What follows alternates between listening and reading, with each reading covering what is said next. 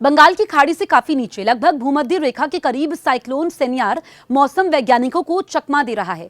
एक तरफ इसके तेजी से मजबूत होने की संभावना से पूर्वी तटीय क्षेत्र में भारी बारिश की संभावना बढ़ चुकी है। दूसरी ओर इसके समंदर में ही कमजोर होकर सिमटने की खबरें आ रही हैं।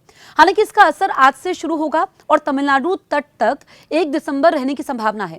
ये सिस्टम स्ट्रेट ऑफ मलक्का यहां पर आपको बताएं और दक्षिण अंडमान सागर में बने लो प्रेशर एरिया के रूप में शुरू हुआ था, लेकिन अब ये कई वायुमंडलीय स्तरों में बनते गहरे चक्रवाती परिसंचरण में बदल चुका है। जैसे जैसे ये पश्चिम उत्तरी दिशा में दक्षिण पूर्वी बंगाल की खाड़ी की ओर बढ़ रहा है, गर्म समुद्री पानी और अनुकूल मौसम स्थितियां इसके और तेज होने में मदद कर रही हैं।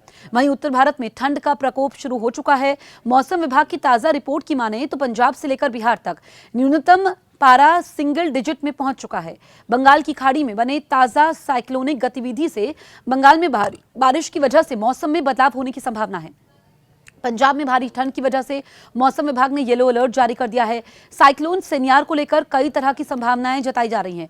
एक तरफ अनुमान यह है कि भूमध्य रेखा के करीब होने की वजह से इसे इंडोनेशिया और श्रीलंका के नीचे ही खत्म होने की संभावना है, तो दूसरी ओर 25 नवंबर से कई दक्षिण के राज्यों में भारी से बहुत भारी बारिश शुरू हो चुकी है।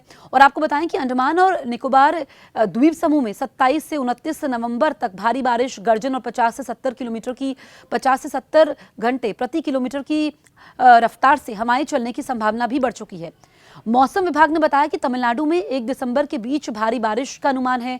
केरल और माहे में मध्यम से भारी बारिश जारी रहेगी। तटीय आंध्र प्रदेश और यानम में 29 नवंबर से बारिश बढ़ेगी। 30 नवंबर को बहुत भारी बारिश हो सकती है। लक्षद्वीप में समुद्र में लहरें ऊंची और तेज रहने की संभावना है। इसके साथ ही समंदर के कब जो पानी है वो अशांत रहेगा और बारिश जारी रहेगी। उड़ीसा में आज हल्की से मध्यम बारिश और कुछ स्थानों पर भारी बारिश की संभावना है। सेनियार के प्रभाव से मौसम अभी से ही बिगड़ना शुरू हो चुका है। आज सुबह से जारी भारी बारिश से तमिलनाडु के तिरुनेलवेली, तुतीकोरिन और दक्षिण के अन्य क्षेत्रों में जलभराव से सड़कों और आवासीय इलाकों में परेशानी बढ़ चुकी है। पंजाब, हरियाणा, राजस्थान और दिल्ली में पारा गिरना शुरू हो चुका है। मौसम विभाग की रिपोर्ट के अनुसार दिल्ली में आज न्यूनतम तापमान 8 डिग्री सेल्सियस दर्ज किया गया। पंजाब से लेकर दिल्ली तक ज्यादातर जगहों पर तापमान सिंगल डिजिट में रहा और कुछ स्थानों पर बेहद कम रहा। तापमान में गिरावट हो रही है, लेकिन यह अभी शीतलहर की संभावना नहीं जताई गई है। वहीं दिल्ली एनसीआर में कोहरे का भी अलर्ट जारी किया गया है। दिल्ली में सीजन का सबसे कम तापमान 8 डिग्री सेल्सियस रिकॉर्ड किया। पंजाब, हरियाणा और राजस्थान के कई स्थानों पर भी पारा काफी तेजी से नीचे जा रहा है।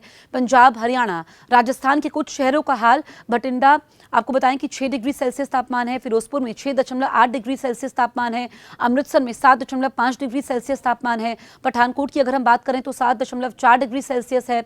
लुधियाना में 6.4 डिग्री सेल्सियस तापमान है।